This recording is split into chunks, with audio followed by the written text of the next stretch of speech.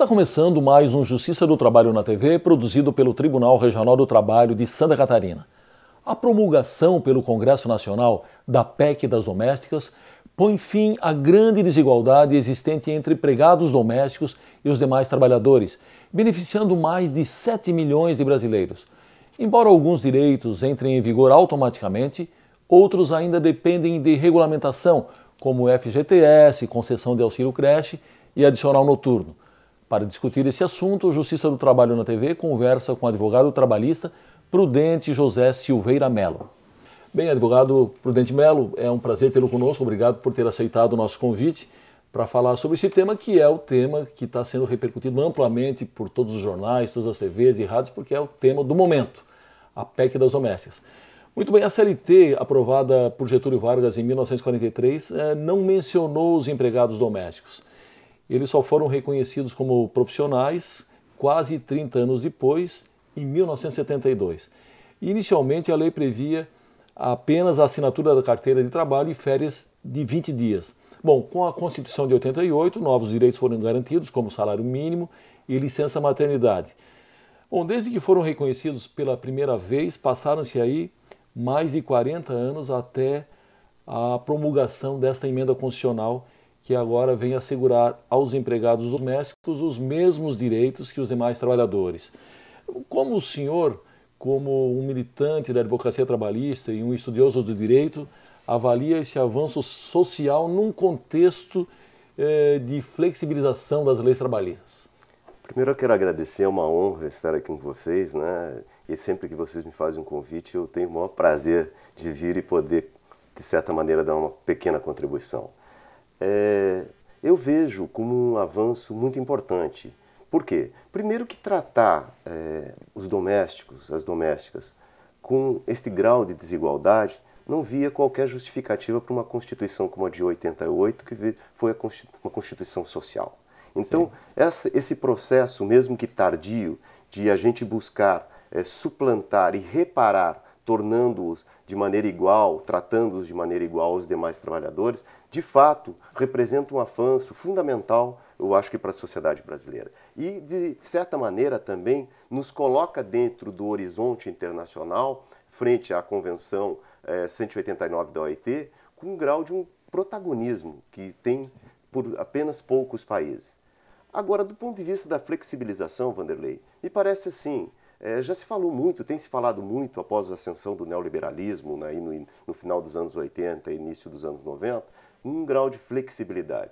A flexibilidade ou a flexibilização que teve, um pouco ou nada contribuiu, vamos dizer, para o horizonte do Brasil, né, do horizonte brasileiro. Visto que o que contribuiu, no meu modo de entender, efetivamente, foi um processo de desenvolvimento econômico que fez com que o desemprego baixasse muito. Hoje nós estamos vivendo em torno de 6% de desemprego. Então, criar esse ambiente de discutir da flexibilização, que nós estaríamos na contramão ao garantir esses direitos das empregadas domésticas, eu acho que não encontra qualquer justificativa frente à relação econômica que hoje vive o Brasil.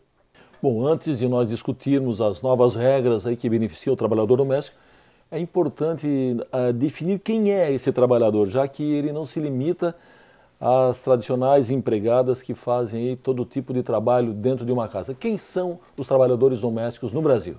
Os trabalhadores domésticos são aquelas pessoas que trabalham num ambiente que não é um ambiente onde se desenvolve atividade econômica. Então, normalmente é um ambiente onde ocorre numa casa, numa residência, né, ou numa pequena propriedade que não tem finalidade econômica.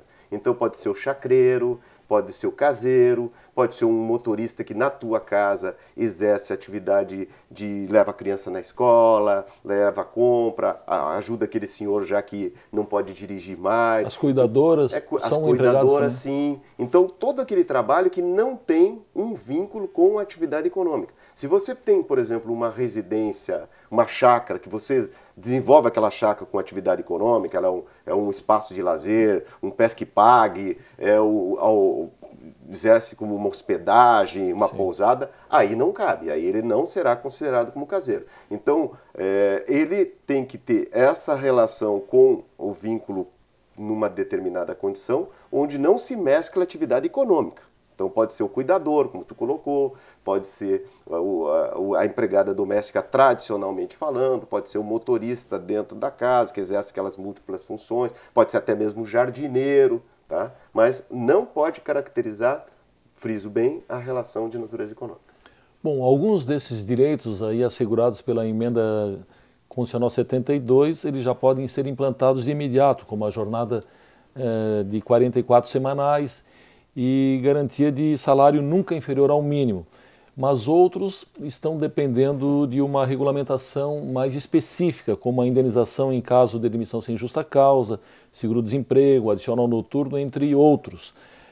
Como que o empregador pode lidar com essas questões até que seja promovida, seja ultimada essa regulamentação? Veja, primeiro é importante a gente destacar pela questão até do salário, porque temos o salário mínimo e temos o salário mínimo regional, né? Aquele piso estadual. Então é importante essa observação, quando o piso estadual for superior ao salário mínimo, há que se reconhecer o pagamento disso. Então o empregador, né, doméstico tem que estar preocupado com isso. Com relação à jornada, hoje a jornada de fato de 44 horas passou a ser obrigatória. Então, o trabalhador não pode trabalhar mais do que 8 horas diárias e aí aquelas 4 horas do sábado. Né? Sim. Então, tem aquela situação que são os 5 dias da semana de segunda a sexta e no sábado podendo trabalhar aquelas 4 horas. Não pode exceder a isso sob a condição de que seja reconhecida a jornada extraordinária. Sim. E essa jornada extraordinária, as excedentes da 8ª ou as excedentes da 44ª da semana, implicarão no pagamento de um adicional de no mínimo 50%, que é o que está previsto inclusive na nossa Constituição Federal. Então nessa relação, outros, como tu bem frisou, eles estão pendentes ainda de uma análise que o Congresso agora vai fazer e está sendo, o senador Romero Jucá disse que inclusive num breve espaço de tempo se terão então as novas definições com que concerne o FGTS, ao próprio questão, que é o Fundo de Garantia por Tempo de Serviço, né, no que concerne a seguro-desemprego e adicional noturno e outros direitos ainda que ficaram pendentes de uma regulamentação. E o que compete ao Ministério do Trabalho e Emprego nesse campo da regulamentação?